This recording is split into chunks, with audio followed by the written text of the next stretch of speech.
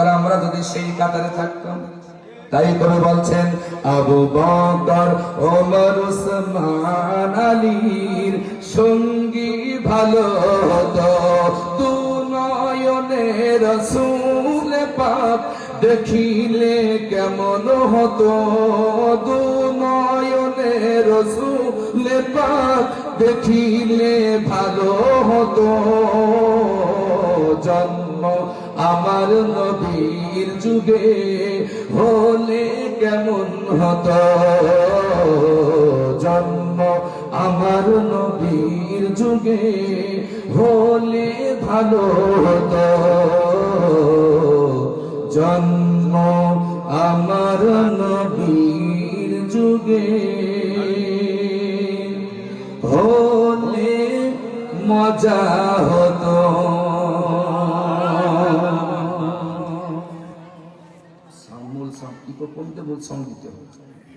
প্রিয় ভাইয়ের আমার, নবী করিম সাল্লাল্লাহু আলাইহি ওয়াসাল্লামকে আল্লাহ জানিয়ে দিলেন ফাদখুলি ফি ইবাদি, আমার ইবাদত যারা করে তাদের দলে ঢোকো, ওয়াদখুলি জান্নাতি, আর আমার জান্নাতে ঢুকে যাও। সুবহানাল্লাহ বলবেন না? বলবেন না? তাহলে এবার আমি আপনাদের দুই হাত দেখতে চাই। এখান থেকে যাওয়ার পর এবার আপনার বন্ধুত্ব হবে কাদের সাথে? বেনামাজির সাথে না নামাজিদের সাথে? নামাজিদের সাথে। কোরআন যারা মানে তাদের সাথে না কোরআনের বিরোধিতা যারা করে তাদের সাথে?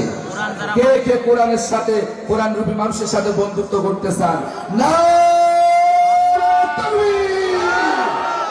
যারা অর্ধেক হাত তুলে তবে অর্ধেক বন্ধুত্ব করবে। ইসলাম অর্ধেক মানবেন না পুরোটা মানবেন? তাহলে হাত অর্ধেক তুলবেন না পুরোটা তুলবেন? হ্যাঁ, খাড়া করেন, একেবারে খাড়া। না, আল কোরআনের আলো,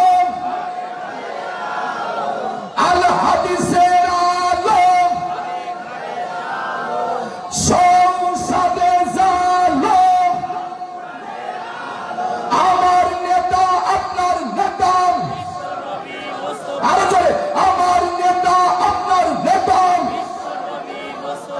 আমরা সবাই নবীর সেনা, আরো জোরে, আমরা সবাই নবীর সেনা, আমরা সবাই রাসূল সেনা। ভারতের দালালেরা,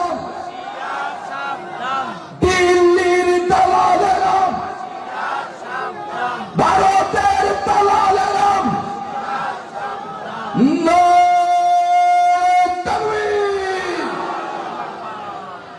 অনেকে এখনো মুখ খুলিনি। ওরা মনে করছে তাহার তোদের পার্টি দিয়ে ঝাড়। কি এখনো ভয় পাচ্ছেন আপনারা? ভয় পাচ্ছেন? খুব দুদূর ভয় দেখিয়েছে। আল্লাহর পরিকল্পনা, আল্লাহর শক্তির কাছে মানুষের শক্তি খুবই দুর্বল, এটাই তার প্রমাণ। প্রিয় বন্ধুরা আমার, কাল লাগান, আমি আয়াত দিয়ে বলবো, আল্লাহ রাব্বুল আলামিনের রাসূলকে আল্লাহ পাক জানিয়ে দিলেন আমার ইবাদত যারা করে তাদের অন্তর্ভুক্ত হয়ে যাও, তাদের দলে ঢোকো, অদখুলি জান্নাতি, আর আমার জান্নাতে প্রবেশ করো। জোরে বলেন সুবহানাল্লাহ। একেবারে জান্নাতে যাওয়ার সুদায়াত। আপনার রাজনীতি, আপনার সমাজনীতি, আপনার অর্থনীতি, আপনার বিচার নীতি তাদের সাথে হবে যারা আল্লাহর ইবাদত করে, আল্লাহর গোলামি যারা করে, আল্লাহর দাসত্ব যারা করে, 5 ওয়াক্ত নামাজ যারা পড়ে, জীবনে মিথ্যা কথা বলার চেষ্টা করে না, এমন যুবকের সাথে আপনার বন্ধুত্ব হবে যে যুবক 5 ওয়াক্ত নামাজ পড়ে, পরের মেয়ের পিছনে সময় নষ্ট করে না। ও আমার যুবক ভাইয়ের, আল্লাহর কোরআন বলল সূরা মুমতাহিনা 13 নম্বর আয়াত, একেবারে শেষ আয়াত, আল্লাহর বান্দারা যদি ঈমান এনে থাকো, খবরদার আল্লাহ যাদের উপরে লানত করেছে এদের সাথে বন্ধুত্ব করো না।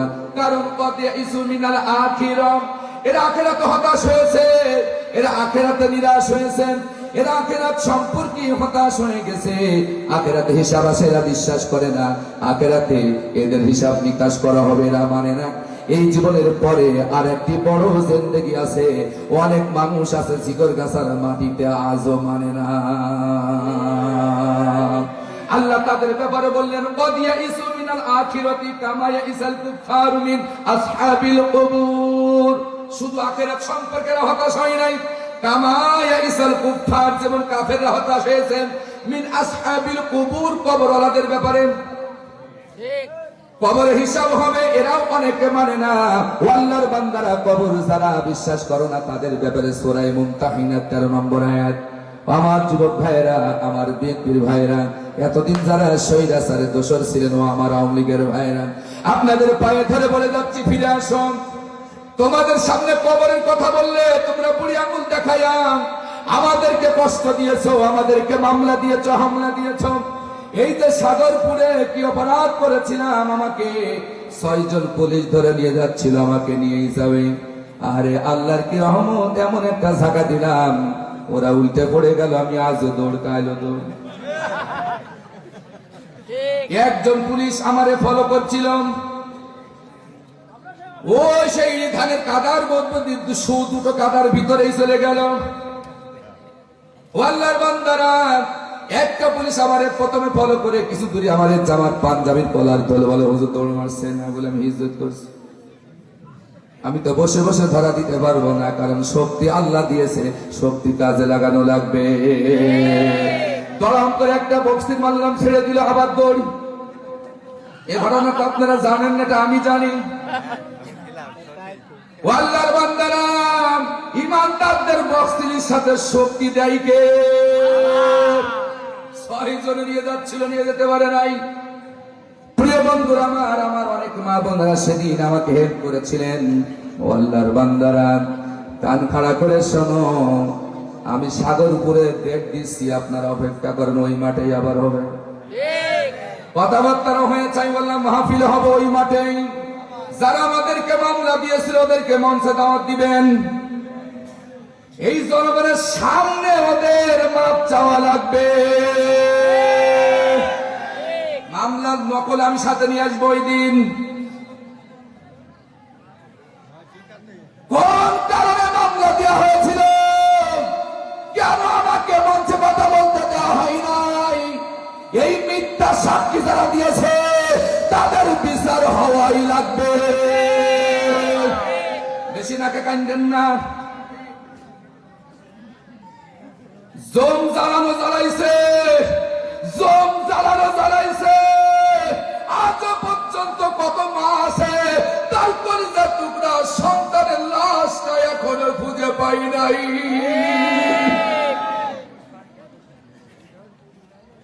প্রিয় বন্ধুরা আমার, কাল লাগান।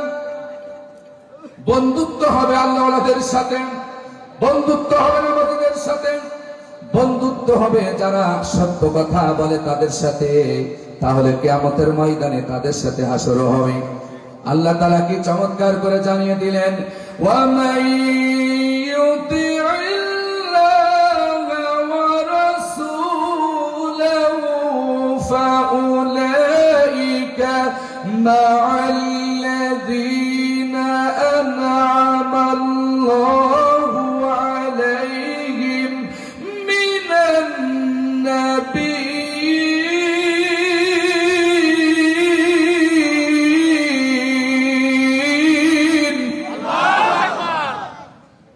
আল্লাহ পাক বলেন, যারা আমার আনুগত্য করবে, আমার রাসূলের আনুগত্য যারা করবে, যাদেরকে আমি নিয়ামত দিয়েছি, যাদেরকে আমি অনুগ্রহ করেছি, তোমাদের তাদের সাথী বানাইয়া হাসরে উঠাবো। আমার মসজিদে আড়াবাসী শোনো, আমার চৌগাছা জিকর গাছাবাসী শোনো, আল্লাহর কোরআন শোনো। আল্লাহ বলেন, সেই নিয়ামত প্রাপ্তকারীরা তারা, এখানে 4 শ্রেণীর নিয়ামত প্রাপ্তকারীর কথা বলা হয়েছে। তার ভিতরে নাম্বার 1-এ থাকবে মিনান নাবিয়্যিন। যদি আল্লাহওয়ালাদের সাথে আপনার বন্ধুত্ব হয়, তাহলে নবীর সাথে আল্লাহ আমাদেরকে হাসরে উঠাবে। আরো যারা বলেন সুবহানাল্লাহ। নবীর সাথে হাসরের ময়দানে থাকতে চান কি চান না? কে কে চান? আল্লাহর দুহাত তুলে দেখান। ওগো রব্বুল আলামিন,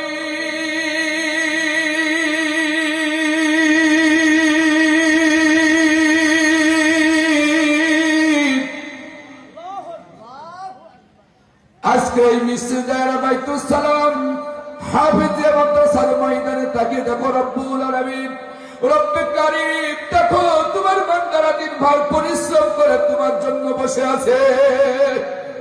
কিয়ামতের ময়দানে যেদিন মানুষ হয়রান হয়ে যাবে আল্লাহ, এই মিস্ত্রিদার আর মা বোনেরা সহ, আমরা সহ, আমার যুবকেরা সহ, ও আল্লাহ কিয়ামতের দিন যেদিন কেউ কারো চিনবে না, তোমার রসুলের খাঁটি উম্মত হিসেবে যেন আমরা পরিচয় দিতে পারি। আল্লাহ আমার রসুলের সুপারিশ আমাদের জন্য নসিব করে দিও, জোরে বলেন আমিন। আল্লাহ তুমি আজকের দোয়াকে কবুল করো, আল্লাহ তুমি আজকের মাহফিলকে কবুল করো, বলেন আমিন। তাহলে আমাদের রসুলের সাথে আল্লাহ হাসর উঠাবেন। যারা আল্লাহর ইবাদত করবে, রসুলের ইত্তেবা করবেন, ওয়াসিদ্দিকিন, 2 নম্বর নিয়ামত ব্যক্তকারীরা হবে সিদ্দিকিন, যারা সত্যবাদী, সত্য কথা বলেছে। তাহলে যারা মিথ্যা বলে তাদের সাথে ঈমানদারদের সম্পর্ক থাকবে না, কারণ সাথী হবে সত্যবাদীরা। ওয়াসশুহাদা,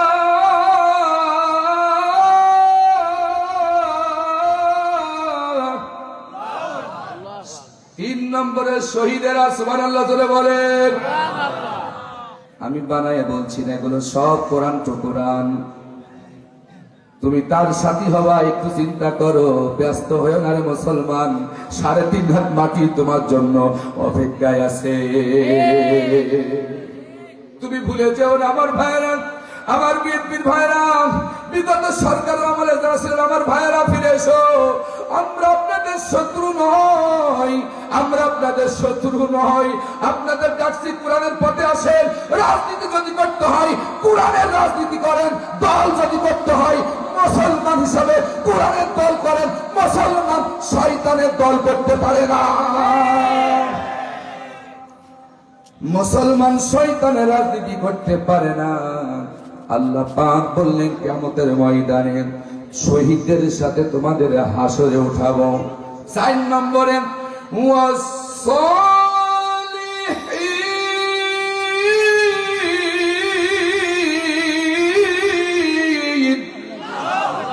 যারা সালিহিন নেককার। সামনে থেকে খালি কেন আসেন না, তাও আসুন আপনারা। খুব খেয়াল করে শোনেন কোরআন। জালিমরা মনে করেছিল সাইদি সাহেবকে ফাঁসি দিলে, জেলে ঢুকালে কেউ কোরআনের কথা বলবে না, কিন্তু আল্লাহ ওয়াদা দিয়েছে জালিমদের গায়ে যতই জ্বালা ধরুক না কেন আমার কোরআন জমিনে জিন্দা থাকবে। তোমরা ভুলে গেছো, যারা ভুলে গিয়েছো আমি তাদেরকে ভুলটা ভেঙে দেওয়ার জন্য বলছি, আমাদের শত্রু মনে করো না। ও আল্লাহর বান্দারা, আমাদের শত্রু মনে করো না। কিয়ামত বড় ভয়াবহ হবে যদি সম্পর্ক ঈমানদারদের সাথে হয়, সম্পর্ক যদি ভালো মানুষের সাথে হয়, বন্ধুত্ব যদি ভালো মানুষের সাথে হয়, সৎ সালিহিনদের সাথে হয়, সিদ্দিকিনদের সাথে হয়, নেককার বান্দাদের সাথে যদি হয়, কিয়ামতের ময়দানে আল্লাহ রাব্বুল আলামিন নবীর সাথে আমাদের আল্লাহ হাসরে দেখা করাইয়া দিবে।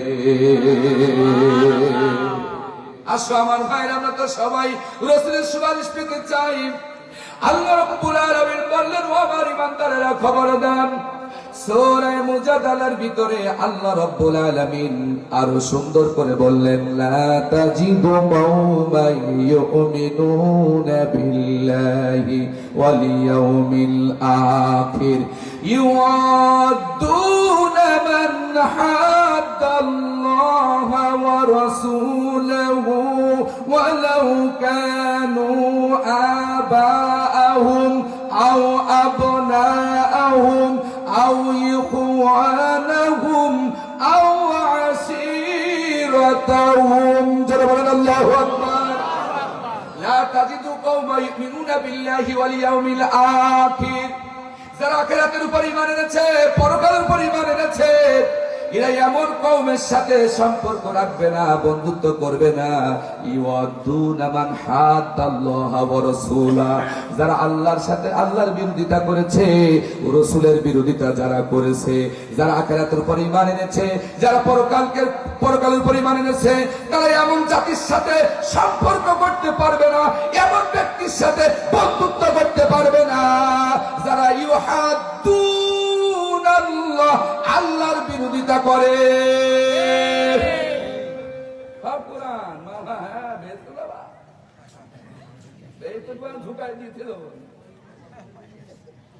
বেহেশত তোমার বাপের, তুমি দল করবো শয়তানের, রাজনীতি করবো শয়তানের, ইমানদারকে ধরে ধরে মারবা, আর তাহাজ্জুদের নামাজে তুমি বেহেশত চাবা আল্লাহর। আল্লাহ বলে তুই মত, তোর বেহেশত আমি দেবো। প্রিয় ভাইরা, রাগ করেন না, হয়তো অনেক কথা আমি বলছি আপনাদের কষ্ট দেওয়ার জন্য নয়, আপনাদের আঘাত দেওয়ার জন্য নয়। বিশ্বাস করুন, এই পৃথিবীতে চিরদিন মস্তানি দেখানো যাবে না। তোমার 13 সুমের মুখ দিয়ে এক সময় চলে যাবে। কথা বলেন ঠিক কিনা? ফিরে এসো, তুমি ফিরে এসো আল্লাহর রাস্তায়। সম্পর্ক করো ইমানদারদের সাথে, নামাজীদের সাথে। যারা আল্লাহর বিরোধিতা করে তাদের সাথে বন্ধুত্ব করা যাবে। ও রাসূলহু, আর রাসূলের আদর্শ যারা মানে না, এমন নেতা আছে দাড়ি চাচা, গোফ আলা, নামাজ নাই, ইসলাম নাই, পবিত্রতা নাই, পোশাক পায়খানা করে পবিত্রতা অর্জন করে না, এমন নেতা আমার জিকর গাড়ায় আছে জানা। এরকম মানুষের সাথে বন্ধুত্ব ইমানদারদের থাকবে। তারা যদি তোমার এমন লোক হয়, কিরাম ওয়ালাউ কানু আবা আহুম, এরা যদি তোমার বাপও হয়, শুনছে, এরা যদি তোমার বাপ হয়, ওয়ালাউ কানু আবা আহুম আও আবনা আহুম, তোমার পুত্র যদি হও, আও ইখওয়ান আহুম, অথবা তোমার ভাই বেরাদার যদি হয়, আও আশিরাতাহুম, তোমার নিকটতম শ্বশুর শাশুড়িও যদি হয়, আত্মীয় যদি হয়, আর এরা যদি ইসলাম বিদ্বেষী হয়, আল্লাহ বিদ্বেষী হয়, রাসূল বিদ্বেষী হয়, মুমিন যারা হবে, এদের সাথে বন্ধুত্ব থাকবে না। একেবারে পরিষ্কার, একেবারে পরিষ্কার কথা। আমার মুসলমানেরা, সমাজের আলোচনার মূল বিষয় হচ্ছে বন্ধুত্ব বেঈমানদের সাথে হবে না। বন্ধুত্ব হবে কেমন মানুষের সাথে? আল্লাহ বলে দিয়েছেন, একমাত্র যারা আমার ইবাদত করে, মানে আমার কাছে যারা মাথা নত করে, দুনিয়ার কোন শয়তানের আইনের কাছে মাথা নত করে না, শয়তানের গোলামি করে না, শয়তানের দাসত্ব করে না, এমন মানুষের সাথে বন্ধুত্ব করো। সৎসঙ্গে স্বর্গবাস, অসৎ সঙ্গে সর্বনাশ। আমার প্রাণপ্রিয় যুবক ভাইরা, এসো, আমি তোমাদের ভাই, আমি তোমাদের সন্তান। আমার বাবাজিরা রাগ করো না। আমার বড় ভাইরা, আমি আপনাদের ছোট্ট ভাই হিসেবে আহ্বান করছি।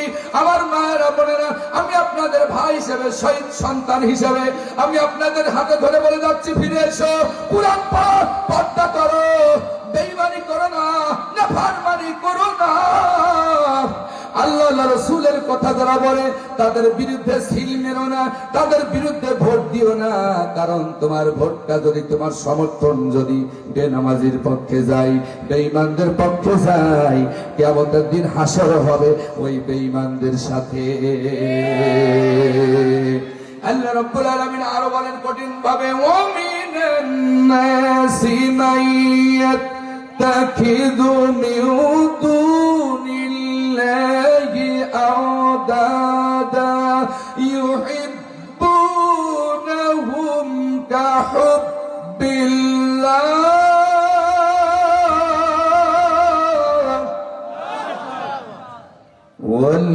ওয়াল্লাযীনা আমানু আশাদ্দু হুব্বান লিল্লাহ। কয়টা কথা বলবো বাজান? সূরা আল বাকারার 165 নম্বর আয়াত আল্লাহ পাক বলেন, হাফিজ কোরআন শরীফের 4 নম্বর পৃষ্ঠার 1 নম্বর আয়াত এটা। আল্লাহ পাক বলেন, ওয়ামিনান নাসি মাইয়াত্তাকিযু মিন দুনিল্লাহি আওদাদা। ও রাসূল, মানুষের ভিতরে এমন কিছু মানুষ আছে যারা এমন মানুষকে আমার সমকক্ষ মনে করে তাদেরকে বন্ধু বানায়, যারা আমার ক্ষমতার ক্ষমতা মনে করেন, আমার শক্তির শক্তি মনে করেন, আমার নিয়ামতের নিয়ামত প্রাপ্তকারী মনে করে এমন মানুষকে যারা বন্ধু বানায়, এটা হতে পারে না, এটা কোন ইমানদারদের কাজ না। ওয়াল্লাযীনা আমানু আসাদ্দু হুব্বান লিল্লাহ, কিন্তু যারা ঈমান এনেছে ওরা শক্তভাবে আল্লাহরে ভালোবাসে। সুবহানাল্লাহ বলবেন না? হে রাসূল তোমায় ভালোবাসি,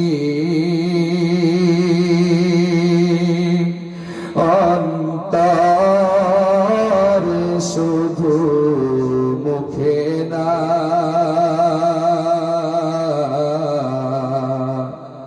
তোমাকে পাওয়ার আশায় রাসূল ঘরে আর থাকতে পারি না।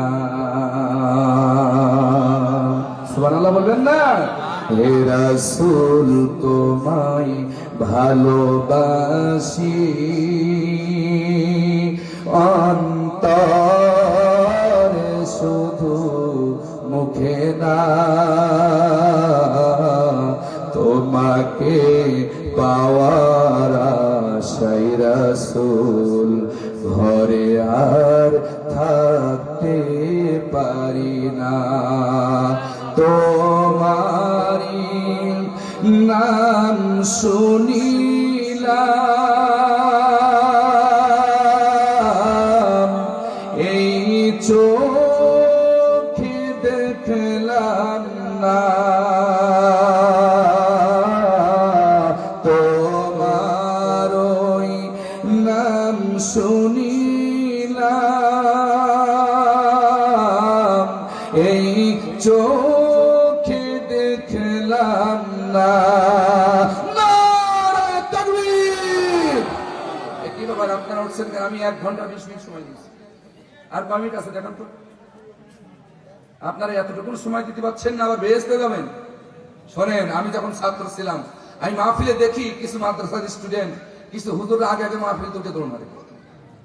কিন্তু আমার গল্প আমি বলি, আমি ছোটকাল থেকে সাইদি হুজুরের ভক্ত। আমি কোরআন শরীফের পৃষ্ঠা ছিঁড়ে নিয়ে ওয়াজ শুনতে গেছি সাইদি সাহেবের, চুয়াডাঙ্গায়, মেহেরপুর, যশোর ঈদগাহ ময়দানে কয়েকবার আসছি। এরপরে কালীগঞ্জ, আমি বলে হুজুর আমাকে ছুটে দিতে হবে। আমি ভোরবেলা এসে আপনার পড়া দিলে হলো, আমি পড়া দেব, আমি ওয়াজ শুনতে যাবো সাইদি হুজুর, আমি পড়া দিলে তার আপত্তি নাই, ঠিক না বেঠি? এত সহজে হুজুর হওয়া যায় না, অনেক ত্যাগ স্বীকার করা লাগে, অনেক গবেষণা করা লাগে, অনেক পড়ালেখা করা লাগে। হুজুর তো কতই আছে বাংলাদেশে, কথা বলে ঠিক কিনা? কিন্তু সাইদি সাহেব কয়জন হয়েছে? আল্লামা মামুনুল হক কয়জন হয়েছে? আমাদেরকে একটু সতর্ক হতে হবে। কেন আমি 1 ঘন্টা 20 মিনিট চেয়ে নিয়েছি, এত ব্যস্ততা কেন? আমি কোরআন তো কোরআন দিয়ে কথা বলছি, প্রেক্ষাপটের উপর আমি মিলায়ে দিচ্ছি। কোরআনের মাহফিল যাদের পছন্দ হয় না, তাদের দিলের ভিতরে ঈমান নেই। কষ্ট তো করা লাগবে, অবশ্যই কষ্ট হবে। কষ্ট ছাড়া কি জান্নাত পাওয়া যাবে ভাই? কষ্ট ছাড়া জান্নাত পাওয়া যাবে? 1 ঘন্টা 20 মিনিট আমার জন্য কোরআনের জন্য একটু সময় দিতে পারছেন না, এত সহজে আপনি বেহেশত পাবেন কি করে? খুব সাবধান। যাচ্ছেন, বাড়ি যাবেন তো দাদা শুয়ে আছে গুলিস্তানে, যে দেখ তো দাদা ওরা বাড়ি বাড়ি করে মরেছে, কথা কন ঠিক কিনা? তোর মা মরেছে, তোর বাপ মরেছে, বাড়ি বাড়ি করে দেখ গুলিস্তানে, যে কিচ্ছু নিয়ে যেতে পারেনি, কথা বলেন ঠিক কিনা? এখানে যতক্ষণ পর্যন্ত থাকবে ততক্ষণ আল্লাহ রহমত হবে। আমরা একসাথে বিদায় নেব কেন? যে একজন খবরদার উঠবেন না, একটু জিকির করেন লা ইলাহা ইল্লাল্লাহ। এই তো আর মাত্র 10 মিনিট, ইনশাআল্লাহ হয়ে গেছে। লা ইলাহা ইল্লাল্লাহ, লা ইলাহা লা ইলাহা ইল্লাল্লাহ মুহাম্মাদুর রাসূলুল্লাহ সাল্লাল্লাহু। শহীদদের এত দাম আল্লাহ দিয়েছেন। নবীজি এবার একটা হাদিস ছিলেন, বুখারীর বর্ণনা, নবীজি একদিন তিনজন সাথীকে নিয়ে একটি পাহাড়ের উপরে উঠলেন। একটি পাহাড়ের উপরে ওঠার পর পাহাড়টা এত পরিমাণ কাঁপা শুরু করে দিলেন, এত পরিমাণ কম্পন শুরু হলো। সাহাবী রাসূলের তিনজন সাথী এবং নবীজি পাহাড়ের উপরে স্থিরভাবে দাঁড়িয়ে থাকতে পারছেন না। ইমাম বুখারী রাহিমাহুল্লাহ বর্ণনা করেছেন, এই পাহাড় এত পরিমাণ কাঁপা শুরু করে দিলেন। আল্লাহর নবী বললেন, এ উহুদ পাহাড়। উহুদ পাহাড়ের উপরে নবীজি তিনজন সাথী নিয়ে উঠতেছিলেন। এক নম্বর সাথী ছিল বয়োবৃদ্ধ বন্ধু আবু বকর রাদিয়াল্লাহু আনহু। যারা বলেন সুবহানাল্লাহ। যে আবু বকরকে আল্লাহ সালাম জানিয়েছেন, ও আমার যুবক ভাইরা, আলেম ভাইরা, ইমাম ভাইরা, মুয়াজ্জিন ভাইরা, আমার হাফেজ সাহেব ভাইরা, একটু কষ্ট করুন, একটু তার স্বীকার করুন। এই দিনের জন্য একটু কষ্ট করো, মুসলমান নাজাতের জন্য কষ্ট করো। এত সহজে আল্লাহর পথ যাবে না রে বন্ধু। দিনের নবী কত কষ্ট করেছে, আপনারা আমার রাহমাতুল লিল আলামিন নবী কতবার খেয়েছেন, সেই তুলনায় আমরা কোনো ত্যাগী স্বীকার করতে পারিনি। সাহাবীরা জীবন দিয়েছেন। নবী সাল্লাল্লাহু আলাইহি ওয়াসাল্লাম উহুদ পাহাড়ের উপরে উঠলেন। উহুদ পাহাড় এত পরিমাণ কাঁপা শুরু করে দিলেন। বিশাল বড় পাহাড়, যারা হজে গেছেন আপনারা দেখেছেন। এই বিশাল পাহাড়টা নবী করিম সাল্লাল্লাহু আলাইহি ওয়াসাল্লাম তিনজন সাথী নিয়ে যখন উহুদ পাহাড়ের উপরে উঠলেন, এত পরিমাণ কাঁপা শুরু হয়ে গেল। নবীজি শেষ পর্যন্ত বললেন, ইয়া উহুদ, হে উহুদ থামো, তোমার উপর আমি নবী উঠেছি, আর আমার সাথে এমন তিনজন ব্যক্তি আছে যার উপাধি দেওয়া হয়েছে আবু বকর নামের সাথে সিদ্দিক। আমাদের কত সিদ্দিক আছে মিথ্যা বলার জন্য? আজকে না আমাদের কত সিদ্দিক আছে মিথ্যা বলার জন্য? ওটা সিদ্দিক না, আবু কিজিদ, ওটা মিথ্যা বলার বাপ। কথা বলেন। ও আল্লাহর বান্দারা, কান লাগাও। এটা তো সামান্য একটা রাত। আমার নবী রাতের পর রাত নামাজের পানিতে দাঁড়িয়েছেন, কোরআন তেলাওয়াত করেছেন। ও আল্লাহর বান্দারা, আল্লাহ রাসূল বলতেছেন, হে উহুদ পাহাড় এত কাঁপছিস কেন? আমি রাসূল তোর উপরে পা দিয়েছি এবং আমার সাথে এমন তিনজন সাথী আছে রে উহুদ পাহাড়, এত কাবাকাবি করিস না। আমার সাথে এক নম্বর যিনি আছেন আমার বন্ধু আবু বকর, যার উপাধি আল্লাহ রাব্বুল আলামিনের পক্ষ থেকে সিদ্দিক দেয়া বলা হয়েছে, সত্যবাদী বলা হয়েছে। আমি আজকে পড়ছিলাম, আমি বলছিলাম সেদিন মোহাম্মদপুর মোড়ে যে আরো একটু আশ্চর্য ঘটনা আমি আপনাদেরকে শোনাবো মিস্ত্রি দাঁড়াতে। সেই ছোট্ট একটা ঘটনা আমি আপনাদের শোনাই, যেহেতু আজকে আলোচনার উপরেই এই কাহিনীটা আমি আপনাদের ছোট্ট করে শোনাতে চাই। মাত্র 10 মিনিট সময় আছে আল্লাহর বান্দারা। ও আমার যুবকেরা, আমার বাবাজিরা, আমার মায়েরা, আমার বড় ভাইরা, শোনো। রাহমাতুল লিল আলামিন যেই নবীর পাক মোবারক উহুদ পাহাড়ের উপরে লেগেছে, উহুদ পাহাড় রাসূলের ভার সহ্য করতে পারে না। সেই রাসূলকে আবু জাহেল মেরেছে, সেই নবীজিকে আবু লাহাব মেরেছে। আমার একান্তর যুবকেরা, আমার সম্মানিত মায়েরা, নবীজি বললেন, আবু বকর এমন একজন মানুষ, আমার সাথে যতদিন আবু বকর ছিলেন উহুদ পাহাড়, আমার বন্ধু, আমার বয়সে বড়, আমার খলিফা আবু বকর, তার মুখ থেকে আমি কোনদিন মিথ্যা কথা শুনি নাই। আর আমি যখন আবু বকরকে ইসলামের দাওয়াত দিয়েছিলাম, আবু বকর আমি নবুয়ত প্রাপ্ত হয়েছি, আল্লাহ আমারে রিসালাত দিয়েছেন, আল্লাহ আমারে নবুয়ত দিয়েছেন। আবু বকর তুমি পড়ে নাও তাওহীদের মালা, লা ইলাহা ইল্লাল্লাহু মুহাম্মাদুর রাসূলুল্লাহ।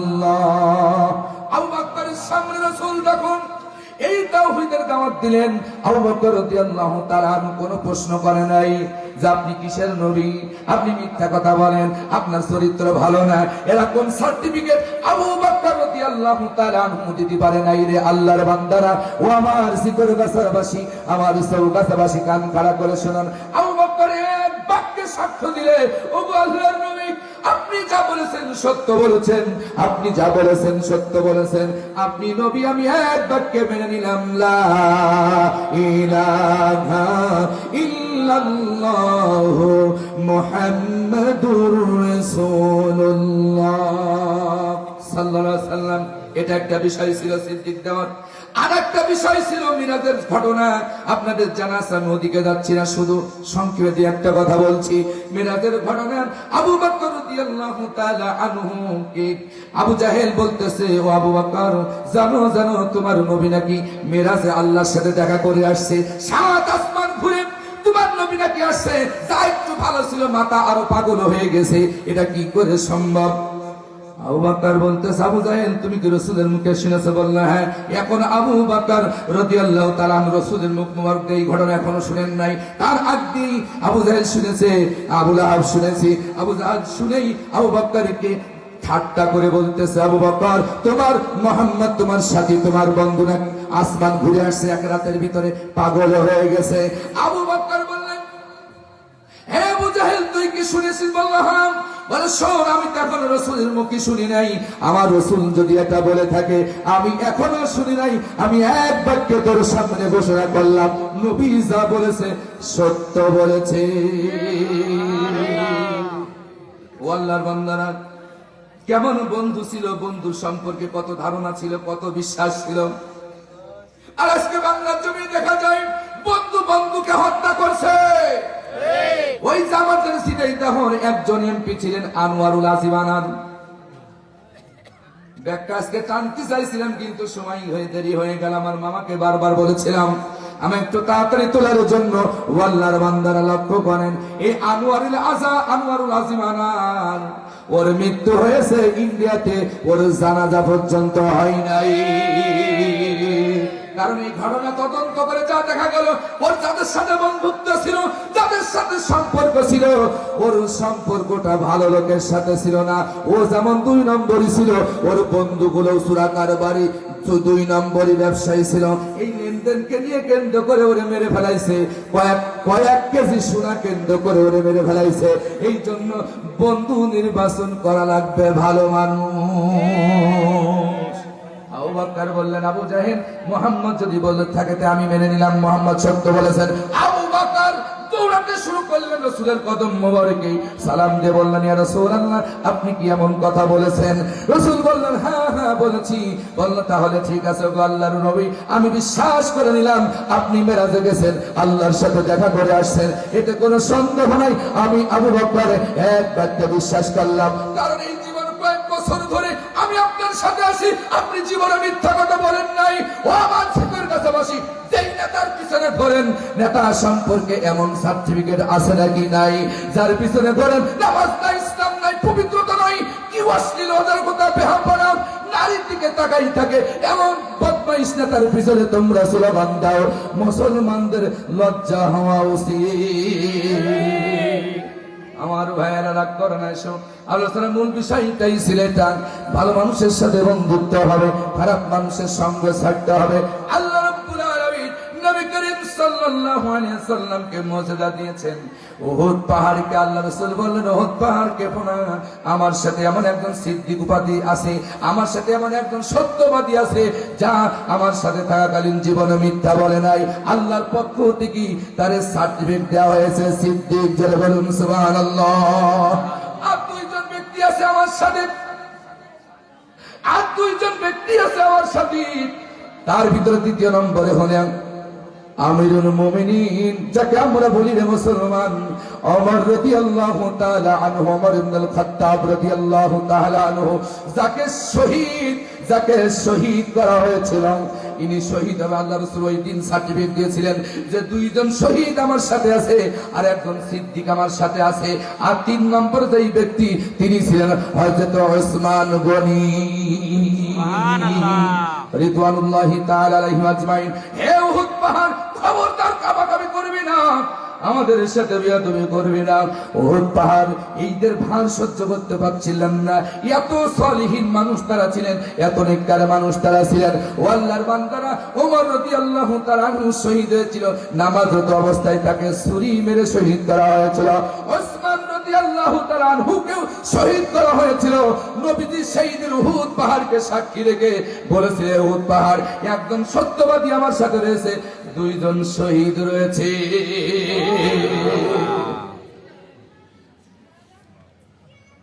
অনেক ব্যাখ্যা ছিল, আর আমি সামনে গেছি না। আল্লাহ সুবহানাহু ওয়া তাআলা আমাদের সকলকে ভালো বন্ধু নির্বাচন করার তৌফিক দান করুন। সকলে বলি আমিন। আরো জোরে বলি আমিন। আমার মায়ের, আমার বোনেরা যারা আছেন পর্দার অন্তরালে, মা, আমি শুনছি অনেক মা পর্দায় থাকে না, অনেক যুবতী বোন পর্দায় থাকে না। মা গো, আমার যুবতী বোনেরা যারা আছো গো, তোমার কি ব্রেনে ধাক্কা লাগে না যে তোমার স্রষ্টা তোমাকে সৃষ্টি করেছেন কেন? তোমার স্রষ্টা তোমাকে ঘোষণা করেই দিয়েছে, ওয়াকারনা ফি বুয়ুতিকুন্না ওয়ালা তাবাররাজনা তাবাররুজাল জাহিলিয়াতিল উলা। ও আমার মা বোনেরা, তোমাদের জন্য সবচাইতে নিরাপদ জায়গা হচ্ছে তোমাদের ঘর। তোমরা যতই রাস্তায় নামবা ততই ইফটিজিং এর শিকার হবা, ততই ধর্ষণের শিকার হবা। আর যত ঘরের ভিতরে সেফ থাকবা তত তোমাদের ইজ্জত সম্মান তত বাড়বে। আল্লাহ বলেছে তোমাদের জন্য ঘর হচ্ছে নিরাপদ। বাইরে যদি বেরোতে হয়, ইমার্জেন্সি কারণে যদি আসতে হয়, তাহলে রূপ প্রদর্শন করে, সাজগজ্জা করে, সাজুগুজু করে, আইলা সাইলা মেকে, পাতলা জামা কাপড় গায়ে দিয়ে, দেয়ারে বিদ্যুৎ ব্লাউজ গায়ে দেয়, মাঝখানে এক বিদ্যুৎ ফাঁকা থাকে, ভুড়ি চক চক করে। এরকম মেয়ে ছেলে ঝিকর গাছায় আসে না? তবে দেয়ারার মা বোনেরা খুব ভালো, এরা বেপরদায়ী ভাবে রাস্তায় আসে না। এরা সব আল্লাহর ওলি নাকি? বেপরদায়ী নারী আছে? আমার মা বোনেরা যারা পর্দা আসছেন, মা খবরদার, আপনাদের সম্মান আমাদের কলিজায়, কথা বলেন ঠিক না? খবরদার, মা জাতির সাথে বেয়াদবি করা যাবে? মা আছে কার কার? একটু হাত তোলেন তো দেখি। মা আছে কার কার? আলহামদুলিল্লাহ, আলহামদুলিল্লাহ। মা এমন একটা নিয়ামতের জিনিস। ও আমার বন্ধুরা শুনুন, ও আমার বন্ধুরা শুনুন, আজকে অনেক অনেক অনেক যুবক আছে, অনেক শিক্ষিত মা ছেলে আছে, বিচার বউ আছে, শ্বশুর শাশুড়িকে বৃদ্ধাশ্রমে রেখে আছে। শাশুড়ি মুরব্বী মানুষ, খেদমত করার হয়তো টাকা দিয়ে বৃদ্ধাশ্রমে রেখে আসে। এরকম শয়তানি ছেলে আছে, বিচার বউ আছে, কথা বলে ঠিক না ঠিক? তোমার মা তোমাকে যে কষ্ট করেছে, আল্লাহর কোরআন বলেছে, হাদিস বলেছে, ওয়া জান্নাতুকা ওয়া নারুকা, পিতা মাতাই তোমার বেহেশত, পিতা মাতাই তোমার জাহান্নাম, কথা বলে ঠিক না? তার মানে শরীয়ত মোতাবেক পিতা মাতার সাথে খেদমত করতে হবে, ইহসান করতে হবে, ভালো ব্যবহার করতে হবে। মা বৃদ্ধা হয়ে গেলে মায়ের সামনে উফ ওয়ালা তানহারুমা, উফ শব্দ উচ্চারণ করে, এমন ধমক দিয়ে মায়ের সাথে কথা বলা যাবে? বৃদ্ধাশ্রমে তো রাখা দূরের কথা, মাকে বৃদ্ধাশ্রমে রেখে আসে। মুরব্বী মানুষ, তোরে পেটে ধরছিল রে, কত লাঠি কুটা মারছিস, কত যন্ত্রণা দিয়েছিস পেটের ভিতরে, পেটটা ফুটপাতের চাইতে বড় হয়ে গেছে, ঘুমাতে পারে না, খাইতে পারে না। রাতের বেলায় দ্রুহু দেওয়ার পরে যখন হাসতে গুতে পারছি, মা ঘুম ভেঙে গেছে, বাপ ঘুমাই, বড় ছেলে থাকলে ঘুমাই, মেয়ে থাকলে ঘুমাই, শ্বশুর শাশুড়ি ঘুমাই। তোর মা তোর লাথি খেয়ে সারা রাত চোখের পানি ছেড়েছে, আর আল্লাহরে বলেছে, আল্লাহ আমার বাচ্চারে খুব নিরাপদে দুনিয়ায় তুমি তারে পাঠাও, তারে আমার এই কষ্ট আর দিও না, আর সহ্য করা যায় না, কথা বলে ঠিক কিনা? সেই মাকে বৃদ্ধাশ্রমে রাখে কিছু শয়তানেরা, আর মা সেই বৃদ্ধাশ্রমে থেকে কত কষ্টর কথা বলে। কবি তার তরির ভাষায় ফুটে তুলেছে এইভাবে, বৃদ্ধাশ্রমে আছি আমি, বৃদ্ধাশ্রমে আছি, চোখে দুঃখের জল আমার, মুখে মিশে হাসি, চোখে দুঃখের জল আমার, মুখে মিশে হাসি, বৃদ্ধাশ্রমে আছি আমি, বৃদ্ধাশ্রমে আছি, বৃদ্ধাশ্রমে আছি আমি, বৃদ্ধাশ্রমে আছি। ছোট ছিল খোকা যখন বলতো আমায় মা, আমায় ছেড়ে মা গো তুমি দূরে যেও না। ছোট ছিল খোকা যখন বলতো আমায় মা, আমায় ছেড়ে মা গো তুমি দূরে যেও না। সেই খোকা আজ অনেক বড়, সাথে আছে অনেক তারো, সেই খোকা আজ অনেক বড়, সাথে আছে অনেক তারো, বৃদ্ধাশ্রমে আমায় দিল খোকা ফাঁকি, বৃদ্ধাশ্রমে আছি, বৃদ্ধাশ্রমে আছি আমি, বৃদ্ধাশ্রমে আছি। চোখে দুঃখের জল আমার, মুখে মিশে হাসি। বৃদ্ধাশ্রমে আছি আমি, বৃদ্ধাশ্রমে আছি। ফুকার ফোন আসে অফিস, ডাকে সবাই স্যার, বড় বড় দামি গাড়ি হয়েছে সংসার, ঠিক না? ফুকার আছে অনেক অফিস, ডাকে সবাই স্যার, বড় বড় দামি গাড়ি হয়েছে সংসার। আমি এখন ফুকার বুঝা, ও